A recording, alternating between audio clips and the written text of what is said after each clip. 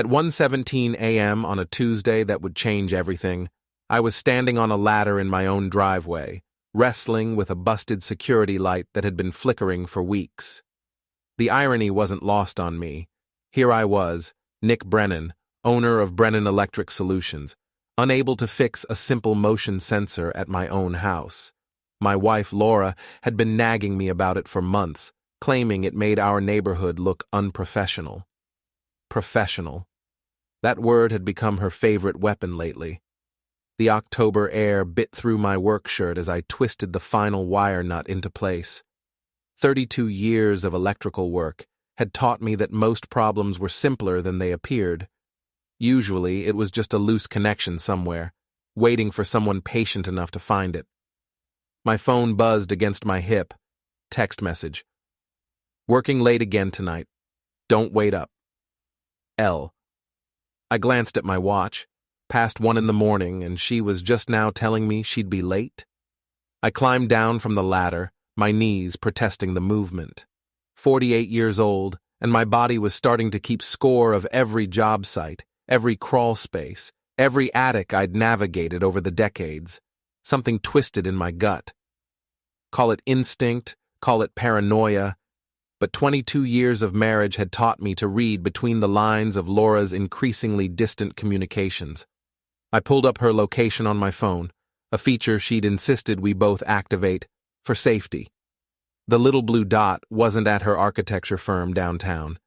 It was at the Marriott on 5th Street. I stared at the screen for a full minute, watching that dot pulse like a heartbeat, like a lie detector test gone wrong. Maybe she's meeting a client, I muttered to the empty driveway. But even as I said it, I knew I was lying to myself. What kind of client meeting happened at a hotel at 1:20 a.m.? My thumb hovered over her contact. I could call, I could ask, I could give her the chance to explain. Instead, I did something that would haunt me for weeks afterward. I opened a different app, one of those anonymous tip services that let you send messages without revealing your identity. I typed in a phone number I knew by heart, even though I wished I didn't. Your fiancé is at the Marriott on 5th Street, room 412. He's not alone. I hit send before I could change my mind. The recipient was Ashley Morrison, engaged to Trent Caldwell, Laura's business partner and my former friend. The same Trent who'd been coming to our house for barbecues and birthday parties for the past 5 years. The same Trent who'd helped me install Laura's new office lighting last spring, joking about how lucky I was to have such a dedicated wife. Dedicated. Right. My phone started buzzing immediately. Not Laura. She was still showing at the hotel. This was a different number. Ashley. I let it ring. Then ring again. By the third call, I answered. Hello? Nick? Nick, is this you? Ashley's voice was shaking, barely controlled. Someone just sent me. I need to know if this is real. Is Trent really? I closed my eyes. Ashley, I'm at the hotel. Her voice cracked. I can see his car in the parking garage. That stupid red Corvette he loves more than anything. Nick, please tell me this is some kind of mistake. The line went quiet except for Ashley's ragged breathing. In the background, I could hear the ding of an elevator, the soft whoosh of hotel corridor doors. Ashley, maybe you should... I'm outside the room. Her whisper was barely audible. I can hear them talking. Oh God, Nick. Oh God, I can hear Laura laughing. The phone went silent. I stood in my driveway, still holding the ladder, still staring at that pulsing blue dot on my screen. In the space of 10 minutes, I'd just destroyed 2 relationships, possibly 3. And the strangest part was how calm I felt about it. My phone buzzed with a text from an unknown number. Thank you for telling me the truth. A. Then another buzz. This time from Laura. Change of plans. Coming home now. Before we dive deeper into this story, I have one small request. Please subscribe, drop a like, comment, and hit that hype button to boost this channel so more people can discover these incredible Reddit stories. I looked at her location again. The blue dot was moving, fast, away from the hotel and toward our house. I had maybe 15 minutes before she arrived, probably with some elaborate story about a late-night emergency at the office, a client crisis that required immediate attention. I folded the ladder and carried it to the garage. The security light blazed to life as I walked beneath it, finally working the way it was supposed to. Funny how some things only started functioning properly after everything else fell apart. Inside the house, I made coffee and sat at the kitchen table, waiting. Our daughter Maddie's graduation photo smiled at me from the refrigerator. She was away at college now, probably asleep in her dorm room, blissfully unaware that her parents' marriage had just imploded via anonymous text message. The front door opened at 1:47 a.m. Laura's heels clicked across the hardwood floor, each step measured and deliberate. She appeared in the kitchen doorway, her hair slightly mussed, her lipstick gone. "You're up late," she said, not quite meeting my eyes. "Couldn't sleep. Fixed the security light." "Good." She moved to the sink, ran water into a glass, drank it slowly. "How was your evening?" I almost laughed. The casual tone, the practiced nonchalance. She was good at this. She'd probably been good at this for months. "Quiet," I said. "How was work?" "Exhausting. We had a crisis with the Morrison project. Trent and I had to meet with the contractors to sort out some structural issues. The Morrison project." Even her lies had a sense of humor. "That's rough. Everything sorted out now?" She nodded, still not looking at me. "I think so. I'm going to shower and get some sleep." "Laura." She paused at the kitchen doorway. "Your phone's been buzzing. Might want to check it." For the first time that night, she looked directly at me. Something flickered across her face, fear, maybe, or recognition. She pulled out her phone, and I watched her expression change as she scrolled through what must have been dozens of missed calls and messages. "I should," she started, then stopped. "This is about Trent and Ashley, isn't it?" I sipped my coffee. "Is it?" She stared at me for a long moment, her phone still buzzing in her hand. "Nick, I can explain." "I'm sure you can. You've always been good with explanations." She opened her mouth to respond, but her phone rang. The display showed Ashley's name. Laura's face went white. "Answer it," I said. "Nick, please, answer the phone, Laura." She did. I could hear Ashley's voice through the speaker, high-pitched and broken. "How could you do this to me? How could you do this to Nick? I trusted you. I invited you to my engagement party." Laura closed her eyes.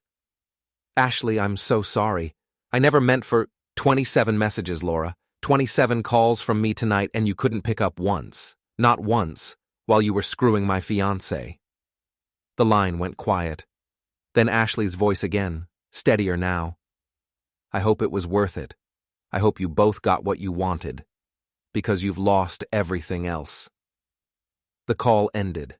Laura stood in the kitchen doorway, phone in her hand, looking like someone who'd just watched her life collapse in real time, which I suppose she had. "How long?" I asked. "Nick." "How long, Laura?" She sank into the chair across from me. 6 months. 6 months. Half a year of lies, of late nights and client meetings and business emergencies. Half a year of me fixing things around the house while she was busy breaking everything that mattered. "Why?" She looked up at me then, and for a moment I saw the woman I'd married 22 years ago, young, ambitious, full of plans and dreams that somehow hadn't included growing old with an electrician. "I don't know," she whispered. "I honestly don't know." My phone buzzed. A text from an unknown number. "Trent's car is keyed. Thought you should know. A." I showed Laura the message. She read it and closed her eyes. "This is going to get ugly, isn't it?" she said. I finished my coffee and stood up. "Laura, ugly started 6 months ago. This is just the part where everyone finds out." I left her sitting at the kitchen table and went upstairs to what used to be our bedroom. As I passed the window, I could see the security light blazing in the driveway, working perfectly now that I'd found the loose connection. Some problems, I thought, were easier to fix than others. I didn't sleep. Instead, I lay on the guest bed. When had I started thinking of it as the guest bed instead of Maddie's old room? And listened to Laura pace the hallway. Her phone buzzed constantly until around 4 a.m., then went mercifully quiet. By 6, I was dressed and making breakfast. Pancakes, bacon, orange juice. The full domestic performance, like any other Wednesday morning in the Brennan household. Laura appeared at 7, looking like she'd aged 5 years overnight. "We need to talk," she said. We talked. "You've been having an affair with Trent for 6 months. Ashley found out. Trent's car got vandalized. Anything else we need to cover?" She poured coffee with shaking hands. "People are going to find out." "People already know. Mrs. Kowalski next door was up watering her plants when Ashley left the hotel last night. She texted me at 3 a.m. asking if everything was okay." I flipped a pancake, watched it land perfectly in the pan. "You know how Mrs. Kowalski loves to share neighborhood news." Laura's face went pale. Mrs. Kowalski was better than the local newspaper for spreading information. By noon, half the town would know that Laura Brennan and Trent Caldwell had been caught at the Marriott. "This will ruin my career," Laura said.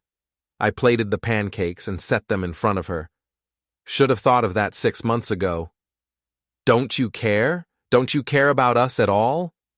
I sat down across from her, cut into my stack. 22 years, Laura.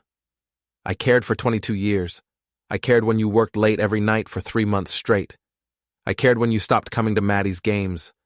I cared when you started looking at me like I was something you'd stepped in. That's not... I cared when you forgot our anniversary. I cared when you started going to conferences every other weekend. I cared when you stopped wearing your wedding ring because it got in the way at work. She looked down at her bare left hand. I lost weight. It doesn't fit anymore. Right. Lost weight. Because you've been working out with Trent, haven't you? All those early morning gym sessions before work. Her silence was answer enough. My phone rang.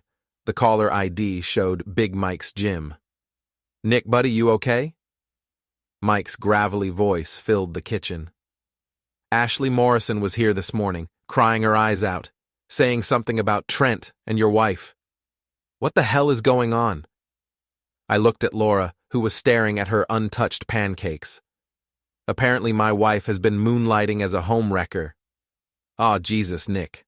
I'm sorry, man. You want to come in today? Hit the bags a little?" "Yeah, I'll be there in an hour." "Good. And Nick, whatever you're thinking of doing, think twice. Prison food sucks, and orange isn't your color." I hung up. Laura was watching me with something that might have been concern. "You're not going to do anything stupid, are you?" she asked. Define stupid. Because from where I'm sitting, the stupid thing would be pretending this didn't happen. She reached across the table, touched my hand. "Nick, I made a mistake. A huge, terrible mistake. But we can fix this. We can go to counseling. We can..." I pulled my hand away. "We?" "There is no we, Laura. There's you and Trent, and there's me figuring out what comes next." "What about Maddie?" That stopped me cold.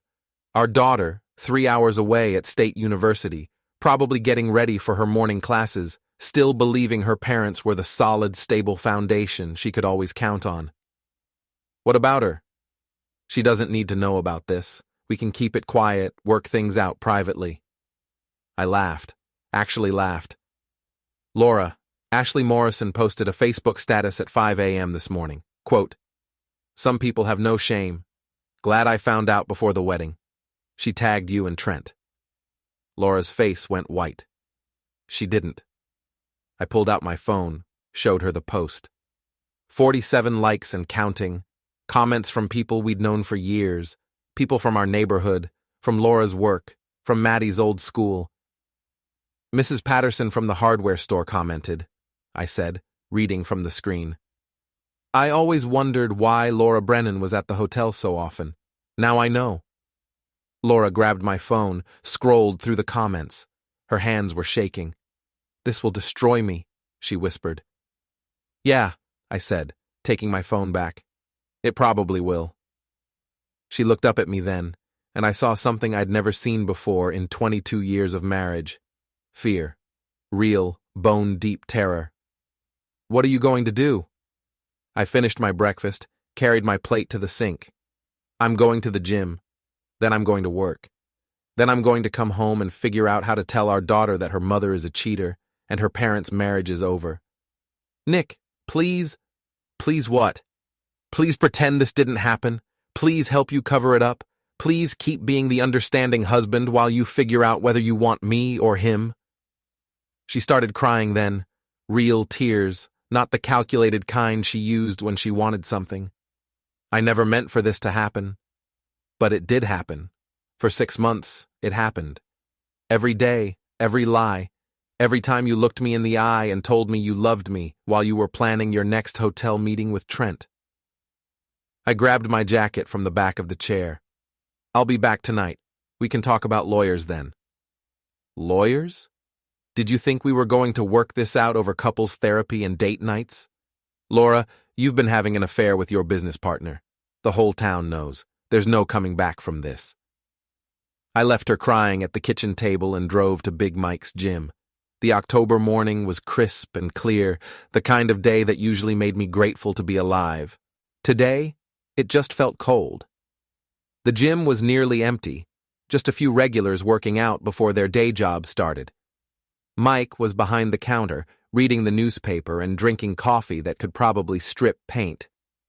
"Rough night?" he asked. You could say that. He folded the paper, looked at me over his reading glasses. Mike had been a boxer in his younger days, before a bad knee ended his career and he opened the gym. Now he trained local kids and gave life advice to middle-aged men having midlife crises. You want to talk about it? Or you want to hit something? Both. He tossed me a pair of gloves. Bag 3's open. Tell me what happened. I wrapped my hands, pulled on the gloves, and started hitting the heavy bag. Jab, cross, hook. The rhythm was soothing, familiar.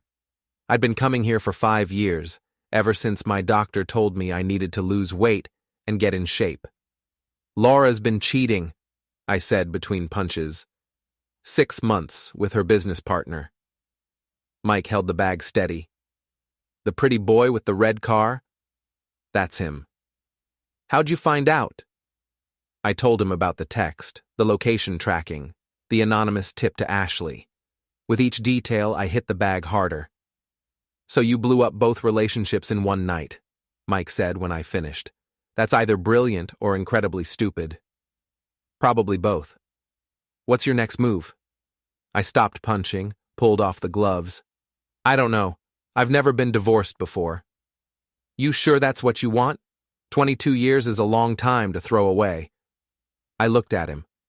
Mike, she threw it away 6 months ago. I just found out about it last night. He nodded slowly. Fair point. But Nick, whatever you do next, make sure it's something you can live with. Revenge feels good in the moment, but it has a way of eating you up from the inside. I thought about that as I drove to my first job of the day, rewiring a kitchen in one of the older neighborhoods downtown. The house belonged to Mrs. Chen, a widow who'd been putting off electrical updates for years until her insurance company forced the issue. Mr. Brennan, she said when I arrived, I heard about your troubles. I'm very sorry. Word traveled fast in a small town. I thanked her and got to work, losing myself in the familiar routine of running new circuits and installing outlets. There was something comforting about electrical work. Problems had solutions, connections either worked or they didn't, and when you fixed something, it stayed fixed, unlike marriages. My phone buzzed around noon, a text from Laura. Trent wants to meet tonight. Can we all sit down and talk like adults? I stared at the message for a long time. Talk like adults. After 6 months of sneaking around, lying, and cheating, now they wanted to have an adult conversation. I typed back, sure, 7 p.m., our house. He can explain to me why I shouldn't ruin his life the way he ruined mine. Her response came immediately. Nick, please don't make this worse than it already is. I almost laughed. Worse? Lady, we haven't even started yet. Trent showed up at exactly 7 p.m., driving a different car. The red Corvette was apparently in the shop getting new paint to cover whatever Ashley had done to it. He knocked on the front door like a guest instead of using his key. Oh wait, he didn't have a key.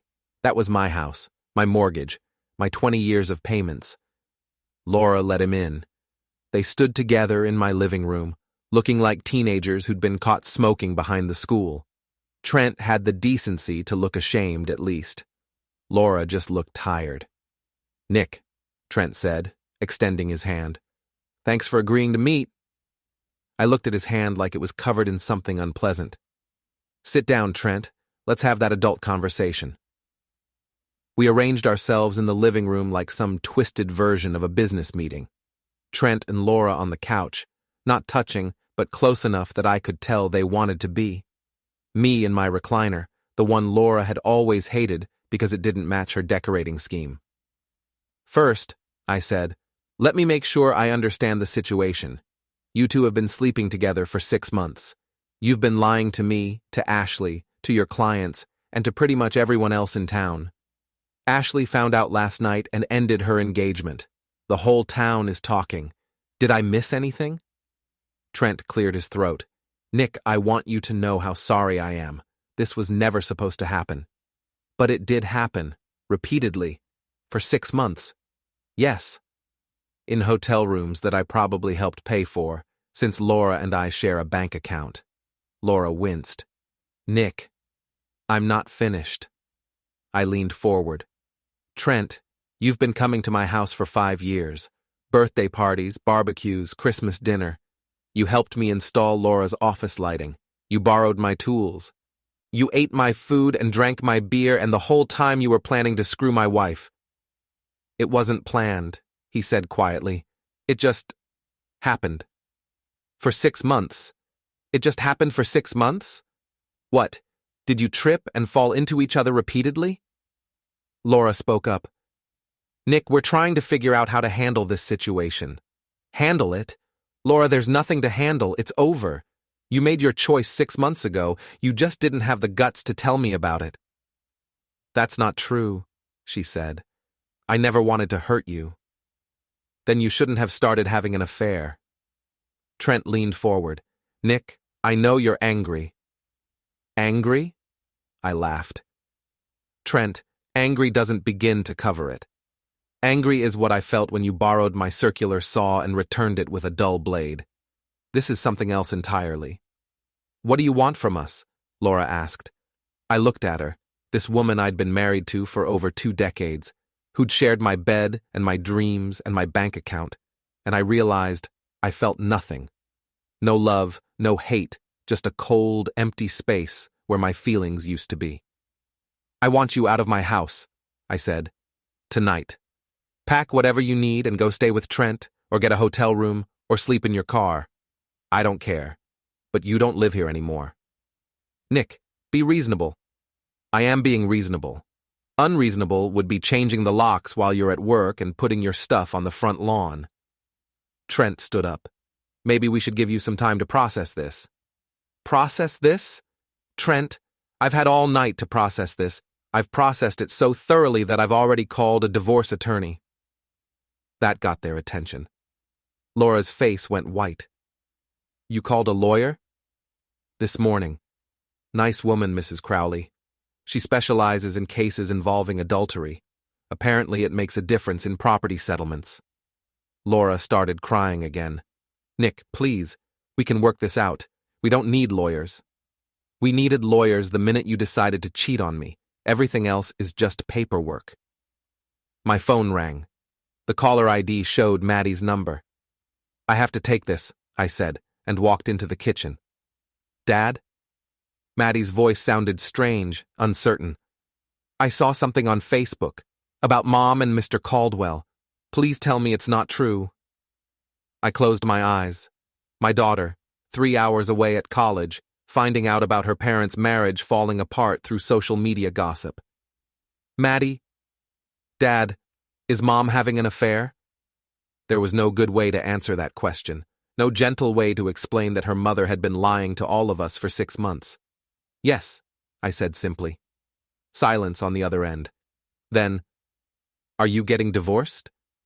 Probably. I'm coming home. Maddie, you don't need to. I'm coming home tonight. I'll be there in 3 hours. The line went quiet. I stood in my kitchen, holding the phone, listening to the murmur of voices from the living room. Laura and Trent, probably planning their next move, figuring out how to minimize the damage to their careers and their reputations. I walked back into the living room. They stopped talking when they saw me. Maddie's coming home, I said. She saw the Facebook posts. Laura's face crumpled. Oh God, what did you tell her? The truth. Something you might want to try sometime. Trent stood up again. I should go. Yeah, you should. And Trent? Don't come back. Ever. If you want to talk to Laura, call her cell phone. If you show up at my house again, we're going to have a very different kind of conversation. He nodded and headed for the door. Laura followed him, and I heard them talking in low voices on the front porch, probably making plans for where she'd stay, when they'd see each other next, how they'd handle the fallout at work. She came back inside a few minutes later. I need to pack some things, she said. Pack whatever you want. But Laura, when you walk out that door tonight, you don't get to come back. This isn't a trial separation. This isn't a break while we figure things out. This is over. She went upstairs, and I could hear her moving around in our bedroom, former bedroom, pulling clothes from the closet, opening and closing drawers. 22 years of marriage, and it took her less than an hour to pack what she needed. She came back downstairs carrying 2 suitcases and a garment bag. Where will you stay? I asked. Trent has a place downtown. Of course he does. She paused at the door. Nick, I really am sorry. I never meant for any of this to happen. I know, I said. That's what makes it worse. If you'd planned it, if you'd thought it through, maybe you would have realized what you were throwing away. I love you, she said quietly. No, you don't. You love the idea of me, the security, the stability. But you don't love me. If you loved me, you wouldn't have been sleeping with Trent for 6 months. She opened the door, then turned back. What are we going to tell Maddie? We're going to tell her the truth, that her mother chose to have an affair instead of working on her marriage, that sometimes people make choices that hurt everyone around them, that life isn't fair, but we deal with it anyway. She left then, pulling out of the driveway in her silver sedan, probably heading to Trent's downtown loft. I watched from the window until her taillights disappeared around the corner. The house felt different without her, quieter, but also somehow lighter, like a weight had been lifted that I hadn't even realized was there. I made coffee and sat at the kitchen table, waiting for Maddie to come home. My daughter, who was about to learn that her stable, boring, predictable family was just as screwed up as everyone else's. My phone buzzed, a text from an unknown number. Saw Laura leaving with suitcases. Good for you. A. Ashley Morrison, apparently keeping tabs on the neighborhood drama. I wondered if she was getting the same satisfaction from watching our marriage implode that I'd felt when I sent that first anonymous message. Probably. At 10:30, I heard Maddie's car in the driveway. She came through the front door like a storm, dropping her overnight bag and looking around the living room like she expected to find evidence of the apocalypse. Where's Mom? She asked. Gone. She's staying with Trent. Maddie sank onto the couch, the same spot where Laura had been sitting 2 hours earlier. My daughter looked older than her 19 years, like she'd aged during the 3-hour drive home. How long has this been going on? 6 months, according to your mother. And you just found out last night? I told her the whole story, the security light, the text message, the location tracking, the anonymous tip to Ashley. Maddie listened without interruption, her expression growing harder with each detail. So you destroyed Ashley's engagement to expose Mom's affair, she said when I finished. Ashley deserved to know the truth. And now everyone in town knows. Yes. Maddie was quiet for a long time, staring at the family photos on the mantelpiece. Pictures from her high school graduation, family vacations, Christmas mornings. All of it a lie, apparently. I always thought you and Mom were different, she said finally. I thought you had the kind of marriage that lasted forever. So did I. What happens now? Now we figure out how to move forward. You go back to school, finish your degree. I get divorced and try to rebuild my life. Your mother made her choice. Are you going to be okay? I looked at my daughter, this strong, smart young woman who'd inherited the best parts of both her parents, and I realized that maybe I would be okay. Not today, maybe not for a while, but eventually. Yeah, I said. I think I will be.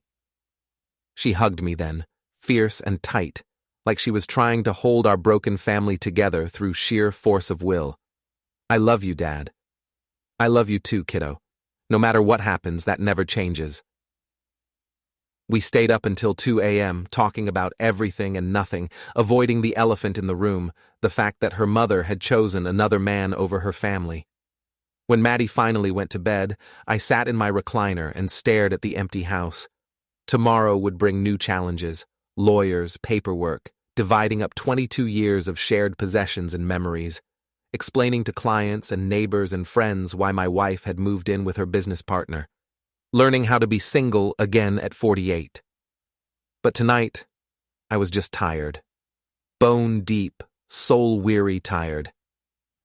I turned off the lights and went upstairs to the guest bedroom, where I'd probably be sleeping for the foreseeable future. The master bedroom still smelled like Laura's perfume, and I wasn't ready for that particular torture yet. As I lay in the narrow bed, I thought about Mike's warning at the gym. Revenge feels good in the moment, but it has a way of eating you up from the inside. Maybe he was right. Maybe I should have handled things differently, talked to Laura privately, given her a chance to end the affair and come clean on her own terms. But then I thought about 6 months of lies, 6 months of working late and client meetings and business conferences, 6 months of looking me in the eye and telling me she loved me while she was planning her next hotel rendezvous with Trent. No, she'd made her choice. I just made sure everyone knew about it. And if that made me the villain in this story, well, I could live with that. After all, someone had to be. Thursday morning brought a new reality.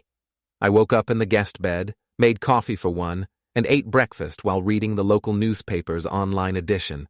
The Riverside Gazette didn't usually cover personal drama, but they had a business section that mentioned recent changes in partnership structure at Caldwell and Associates Architecture. Recent changes. That was one way to put it. My phone had 17 missed calls and 43 text messages.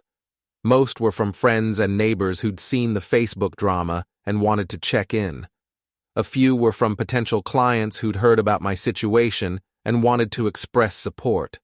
One was from my brother in Phoenix, who'd apparently been contacted by our cousin who lived in town and had gotten the full story from his wife who played bridge with Mrs. Kowalski. Small towns. Information traveled faster than gossip, and gossip traveled at the speed of light. I was sorting through the messages when my phone rang. The caller ID showed the office number for Caldwell and Associates. Brennan Electric, I answered. Nick, it's me. Laura's voice was tight, controlled. We need to talk. I thought we talked last night. There's been a development. Can you come to the office? I checked my watch. 8:30 a.m., and she was already at work, trying to control the damage. What kind of development? Just, please come. We're in crisis mode here. 20 minutes later, I pulled into the parking lot of the sleek glass building that housed Caldwell and Associates. I'd been here dozens of times over the years, dropping off forgotten lunches or picking Laura up for dinner dates. The receptionist, a young woman named Jessica, usually greeted me with a smile and asked about Maddie. Today, Jessica looked like she'd rather be anywhere else. Mr. Brennan, she said carefully, Mrs. Brennan is waiting for you in conference room B. I found Laura sitting alone at the polished conference table, surrounded by legal documents and looking like she hadn't slept. Her usually perfect hair was pulled back in a messy ponytail, and she was wearing the same clothes from yesterday. "Where's Trent?" I asked. "That's the development. He's not coming in today. Or tomorrow. Or possibly ever." I sat down across from her. What happened? She slid a tablet across the table. The screen showed a news website with the headline, "Local architecture firm under investigation for ethics violations." I read the article. Someone had filed a complaint with the state licensing board, alleging that Trent Caldwell had engaged in inappropriate relationships with clients and had misused company resources for personal expenses. The complaint included detailed documentation, hotel receipts, credit card statements, even photographs of Trent's car parked at various hotels during business hours. "Ashley," I said. Laura nodded. She filed the complaint yesterday afternoon. She had access to Trent's credit cards and bank statements because they were planning to get married. She documented everything, every hotel room, every dinner, every time he used company money to pay for your affair. My affair? Our affair. Whatever. The point is, Trent's career is over. The licensing board has already suspended his certification pending investigation. Our biggest clients are pulling their contracts. The bank is freezing our business accounts until the investigation is complete. I leaned back in my chair. Ashley Morrison had been busy. While I was having my adult conversation with Laura and Trent, the jilted fiancé was systematically destroying Trent's professional life. "What does this mean for you?" I asked. "I don't know. I'm a partner in the firm, but Trent owns 60%. If he goes down, the whole company might go down with him." "And your job?" "Gone, probably. Who's going to hire an architect whose business partner was suspended for ethics violations, especially when everyone knows I was sleeping with him?" I felt a flicker of something that might have been sympathy. Laura had worked for 15 years to build her career, and now it was crumbling because she'd chosen to have an affair with her business partner. "What do you want from me?" I asked. "I don't know. Support? Understanding? A character reference for when I try to find a new job?" I looked at her across the conference table, this woman who'd shared my life for 22 years and thrown it away for 6 months of hotel meetings with Trent Caldwell. "Laura, you made your choice. You chose him over me, over our marriage, over our family. Now you're facing the consequences of that choice. So you're not going to help me?" "Help you what? Cover up your affair? Pretend it didn't happen? Give you a reference letter that says you're trustworthy and ethical?" She started crying again. "I've lost everything. My marriage, my career, my reputation. Isn't that enough?" "I don't know. Is it?" She looked up at me through her tears. "What kind of person are you? How can you be so cold?" "I'm the kind of person who got cheated on for 6 months by his wife and her business partner. I'm the kind of person who found out about it through location tracking and had to tell his daughter that her mother chose another man over her family. What kind of person are you, Laura?" She didn't answer. I stood up to leave. Good luck with the licensing board.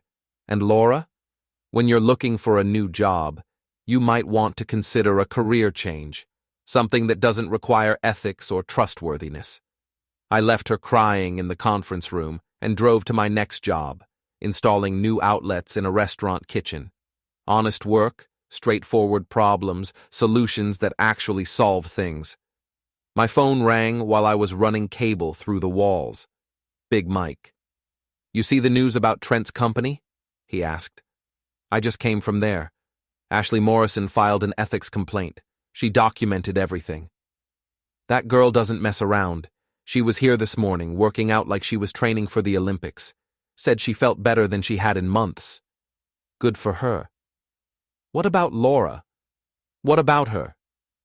You feel bad for her at all? I mean, she's losing her career over this." I thought about that while I stripped wire and connected outlets. Did I feel bad for Laura? She was about to lose everything she'd worked for, just like I was losing everything I'd worked for. The difference was, she'd made the choice that started the avalanche. "No," I said finally. "I don't feel bad for her. She's an adult. She knew what she was risking when she started the affair." "Fair enough. You coming in today?" "Later. I need to hit something." "The bag will be waiting." I finished the restaurant job and drove to the gym. The afternoon crowd was there. Housewives, retirees, a few guys who worked night shifts. I wrapped my hands, pulled on the gloves, and started hitting the heavy bag. Jab, cross, hook. The rhythm was meditative, almost hypnotic.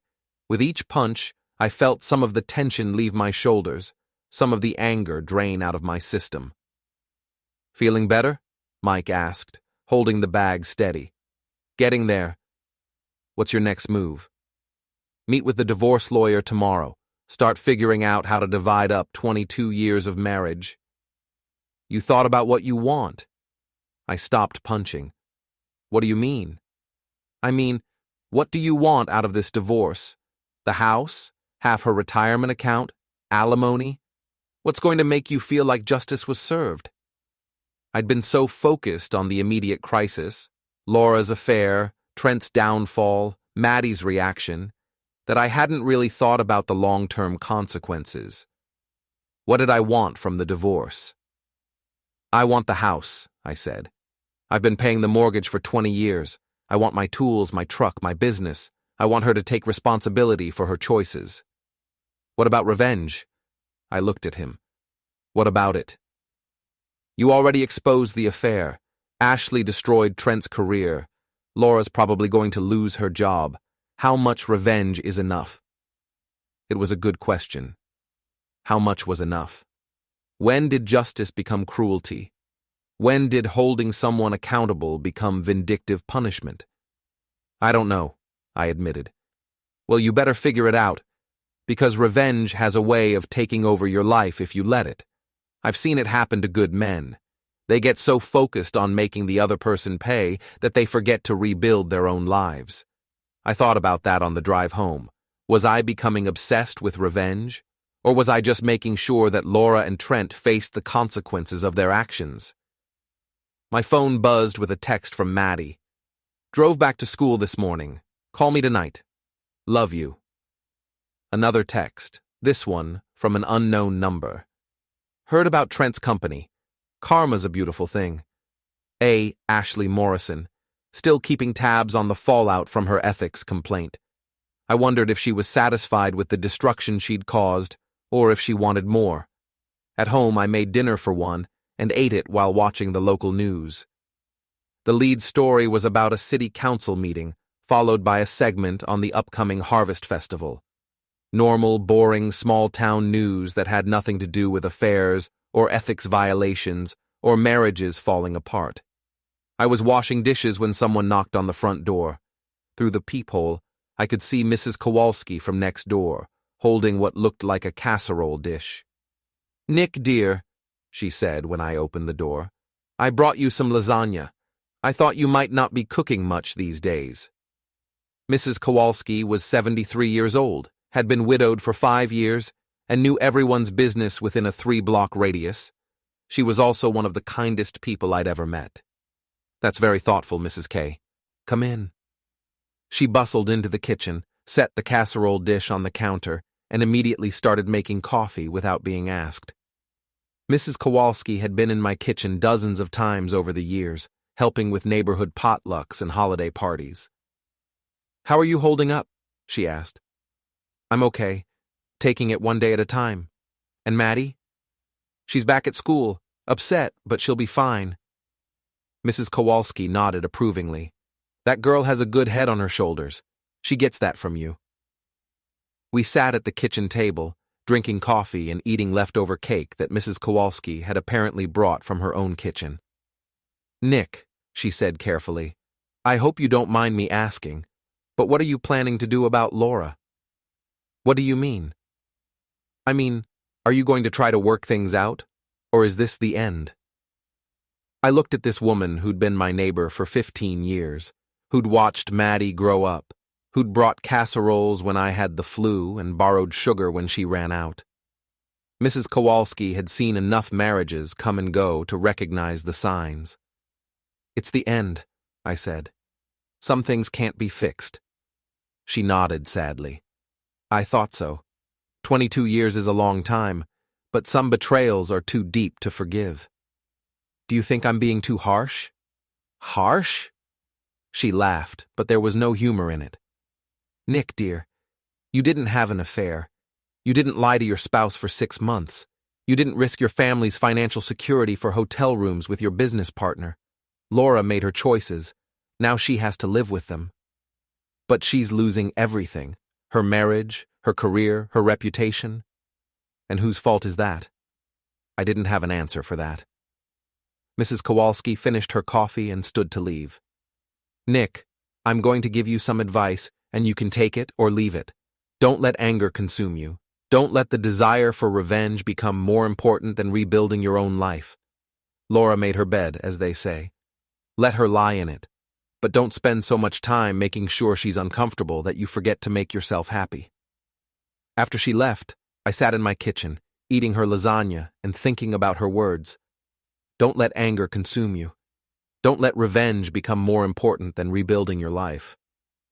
Good advice. The question was whether I was strong enough to follow it. My phone rang. "Maddie." "How was your day?" she asked. I told her about the visit to Laura's office, the ethics complaint, the investigation. Maddie listened without comment until I finished. "So, Mom's going to lose her job?" "Probably." "And Mr. Caldwell's career is over?" "Definitely." "Good," she said fiercely. "They deserve it." "Maddie." "No, Dad. They do deserve it. They hurt you, they hurt Ashley, they hurt me. They lied to everyone for 6 months. Why should they get to keep their careers when they couldn't keep their promises?" Out of the mouths of 19-year-olds. My daughter had cut straight to the heart of it. Why should Laura and Trent get to keep the things they valued most when they'd been willing to throw away everything I valued most? "You're right," I said. "They do deserve it." "Are you going to be okay, Dad?" "Yeah, kiddo, I think I am." After we hung up, I sat in my empty house and made a decision. I wasn't going to spend the rest of my life consumed by anger or obsessed with revenge, but I also wasn't going to make it easy for Laura and Trent to escape the consequences of their choices. They wanted to be together. Fine. They could be together in the wreckage of their careers and reputations. They wanted to start over. They could start over with nothing, just like I was doing. Fair was fair, and if that made me the villain in their story, well, I was starting to like the role. Friday brought Mrs. Crowley, the divorce attorney. She was exactly what I'd expected, sharp-eyed, well-dressed, and expensive. Her office was downtown, 3 blocks from what used to be Caldwell and Associates architecture. "Mr. Brennan," she said, shaking my hand with a grip that could crack walnuts. "I've reviewed the information you provided. This should be a fairly straightforward case." Straightforward? Adultery cases usually are, especially when the evidence is this clear. Your wife's affair is well documented and public knowledge. That gives us significant leverage in negotiations. She spread out documents across her conference table: financial statements, property assessments, retirement account summaries, 22 years of marriage reduced to numbers on paper. "What are your primary goals?" she asked. "I want the house. I want my business assets protected. I want her to take responsibility for the debt she incurred during the affair." Mrs. Crowley made notes. "The house shouldn't be a problem. You've been making the mortgage payments and she's moved out voluntarily. Your business is a separate entity, so that's protected. As for the debt, we'll need to document which expenses were related to the affair. Hotel rooms, dinners, gifts. She used our joint credit card for all of it." Perfect. We can argue that those were unauthorized personal expenses that she should be solely responsible for. She looked up from her notes. "What about alimony?" "What about it?" "She'll probably ask for it, especially if she loses her job." Are you prepared to pay spousal support? I thought about Laura sitting in that conference room yesterday, crying about losing everything. About her 15-year career crumbling because she'd chosen to sleep with her business partner. No, I said. She made her choice. She can live with the consequences. Mrs. Crowley smiled. It wasn't a pleasant expression. I like clients who know what they want. This will be fun. We spent another hour going over details, asset division, debt allocation, the timeline for filing papers.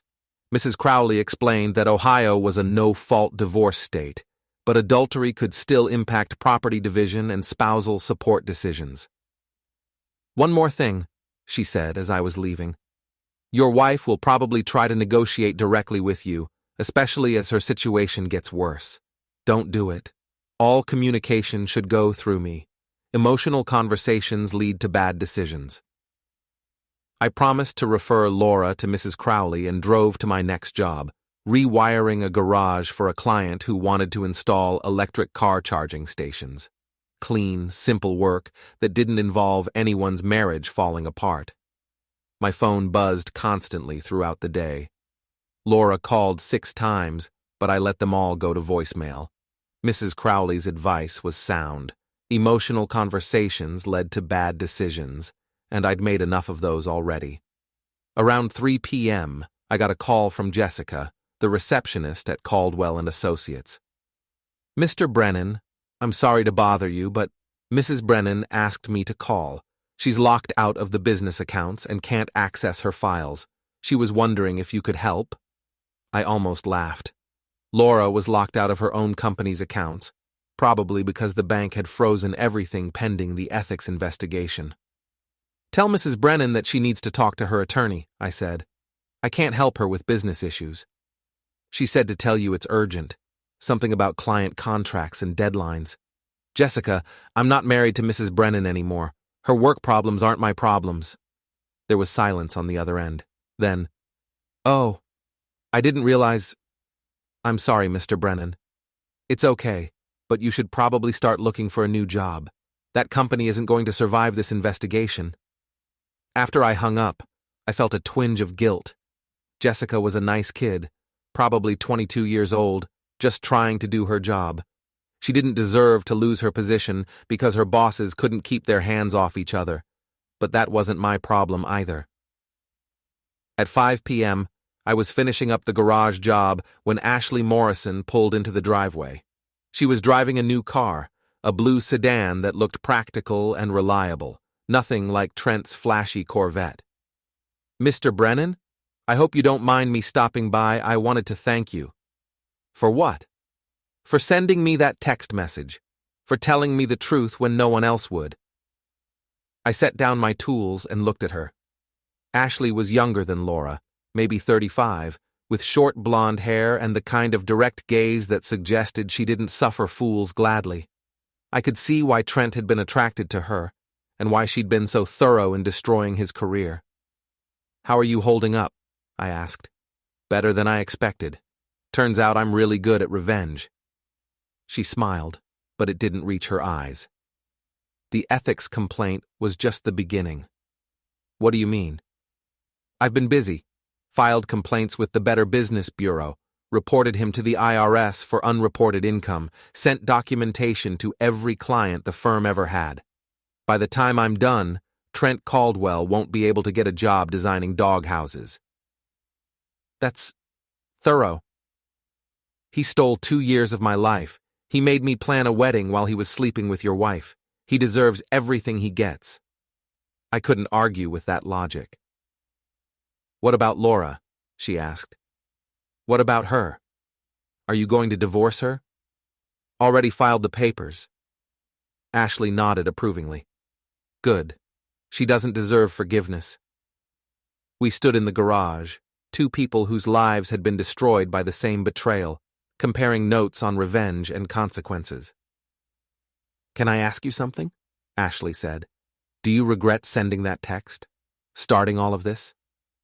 I thought about it. Did I regret exposing the affair? Did I regret the chain of events that had led to Trent's career being destroyed and Laura losing everything she'd worked for? No, I said.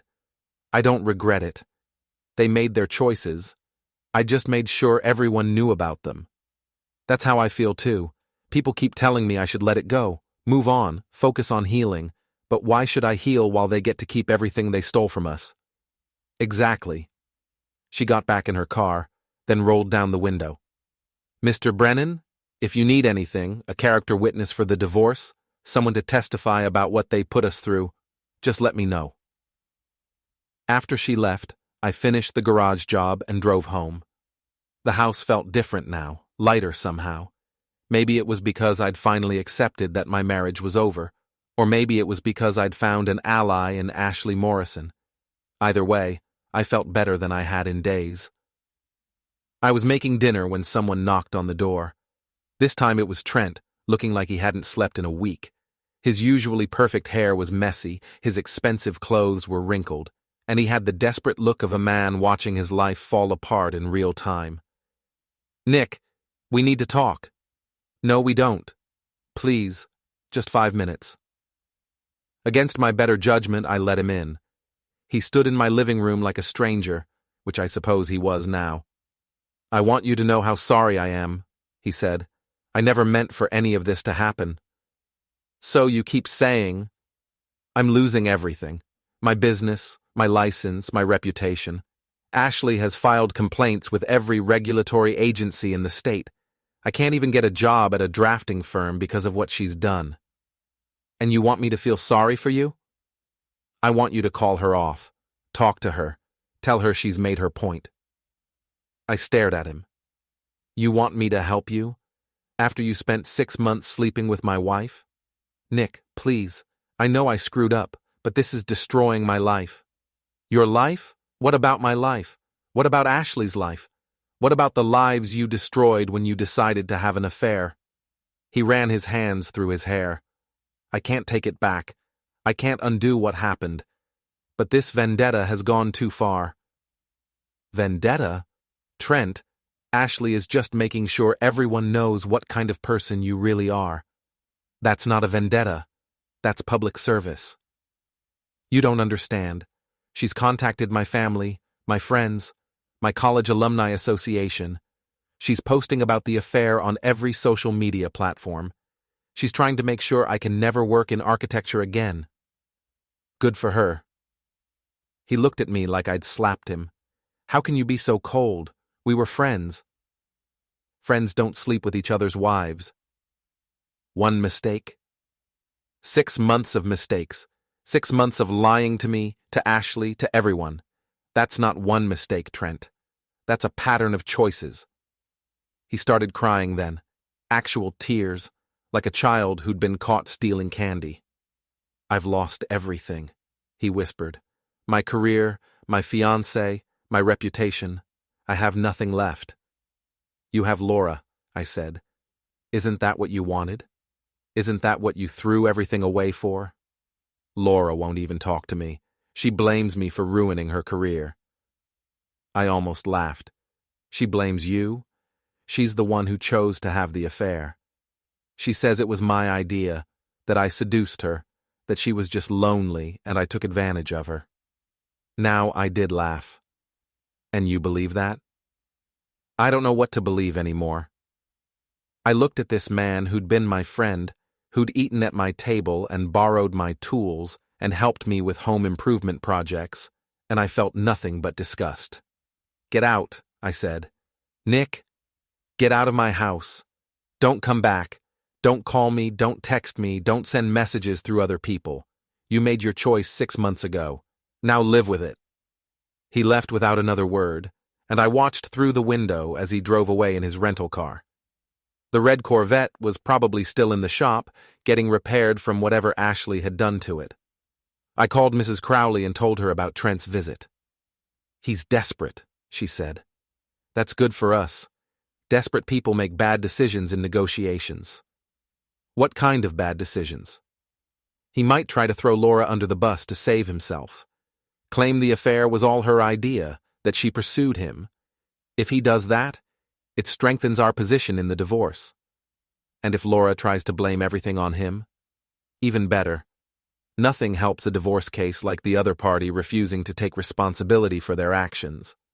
After we hung up, I sat in my kitchen and thought about the conversation with Trent. He was right about one thing. His life was being destroyed. Ashley Morrison was systematically dismantling everything he'd built over his career, and she was doing it with the precision of a surgeon and the ruthlessness of a general.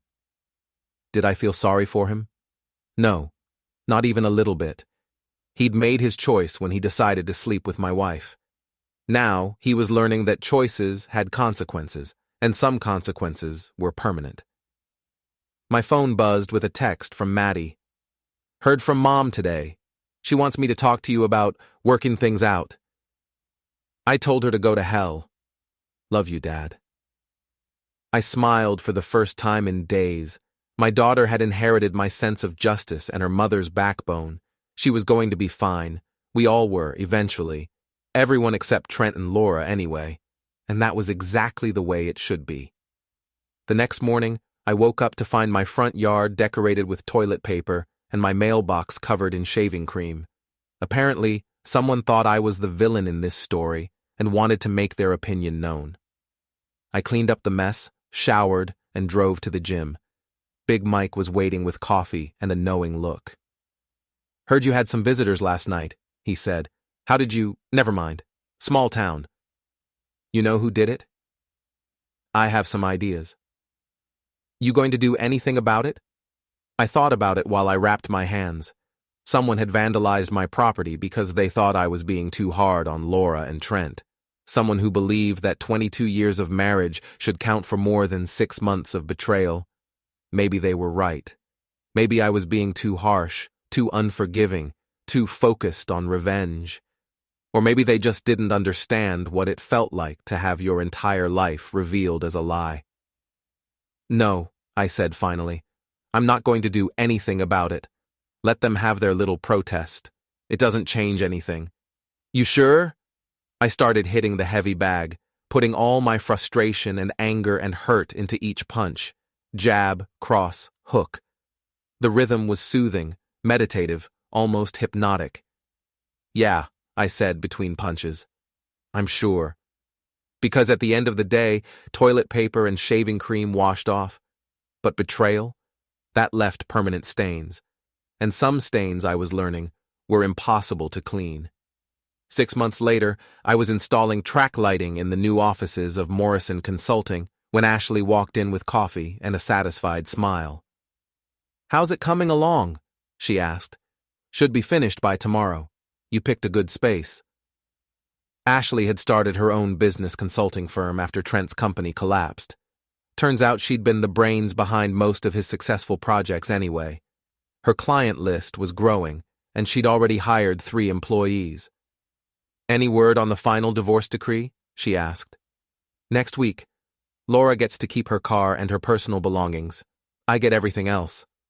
No alimony? Not a penny. Mrs. Crowley was very persuasive about the consequences of adultery. Ashley laughed. I like Mrs. Crowley. What about Trent? Last I heard, he was working at a hardware store in Columbus. Assistant manager at a home improvement chain. He applied to work at 6 different architecture firms, but apparently my documentation was very thorough. She sipped her coffee. Laura's working there too, actually, in the garden center. I stopped what I was doing and looked at her. They're working together? Minimum wage side by side, selling fertilizer and mulch. Isn't that romantic? I couldn't help but smile.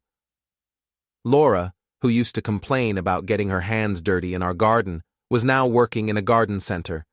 Trent, who used to design million-dollar buildings, was stocking shelves with lawn mowers and leaf blowers. Do you ever feel guilty? I asked. About how far we took this? Ashley considered the question seriously. Sometimes. Late at night, when I can't sleep, I wonder if we went too far, if we became the villains in our own story. And then I remember planning my wedding while my fiancé was sleeping with your wife. I remember the lies, the hotel receipts, the way they looked at us like we were idiots for trusting them. She set down her coffee cup. No, Nick, I don't feel guilty. They made their choices. We just made sure everyone knew about them. I finished connecting the last light fixture and flipped the switch. The track lighting illuminated Ashley's new office perfectly. Bright, clean, professional. "You know what the best part is?" she said, looking around her office. "I'm happier now than I was when I was engaged to Trent. Turns out, discovering your fiancé is a cheater is the best thing that can happen to you. It forces you to build a life that's actually worth living." I packed up my tools and thought about that. Was I happier now? My marriage was over. My daughter was 3 hours away at college, and I was living alone in a house that felt too big for one person. But I was also free. Free from Laura's constant criticism. Free from pretending everything was fine when it wasn't. Free from wondering why my wife seemed to love everything about her life except me. "Yeah," I said. "I think I'm happier too." Ashley walked me to the door. "You know, there's a harvest festival next weekend. Live music, food trucks, the whole small-town experience. You should come. Are you asking me out?" "I'm asking if you want to grab a funnel cake and listen to a cover band play 80s hits. If that counts as a date in your book, then sure." I thought about it. A year ago, the idea of dating someone other than Laura would have been unthinkable. Now it seemed like the most natural thing in the world. "I'll be there," I said. As I drove home, I passed the hardware store where Laura and Trent were working. Through the window, I could see them in matching green aprons, looking tired and defeated. They were still together, apparently, bound by their shared disgrace and limited options. I didn't feel sorry for them. I didn't feel angry either. Mostly I felt nothing at all. They'd made their choice. I'd made mine. And sometimes that's all there was to it. At home, I made dinner and ate it while reading a book Mrs. Kowalski had recommended. Normal, boring, peaceful. The kind of evening I'd learned to appreciate. My phone buzzed with a text from Maddie. "Proud of you, Dad. You handled everything with more class than they deserved." I smiled and typed back, "Love you too, kiddo." Another text, this one from Ashley. "Thanks for the excellent electrical work. Looking forward to the festival." And finally, one from Big Mike. "Saw you drive past the hardware store today. You looked like a man who'd made peace with his choices. Good for you." I set down the phone and looked around my house. My house now, officially and completely. 22 years of mortgage payments, and it was finally mine alone. Tomorrow, I had 3 jobs lined up: honest work, fair pay, problems with solutions. Next weekend, I had a date with a woman who understood what it meant to rebuild your life from the ground up. Laura and Trent had each other, minimum wage jobs, and the knowledge that everyone in town knew exactly what kind of people they were. I had my house, my business, my daughter's respect, and a future that belonged entirely to me. They'd called me the villain in their story. I wore the name like a crown, and the crown, I discovered, fit perfectly.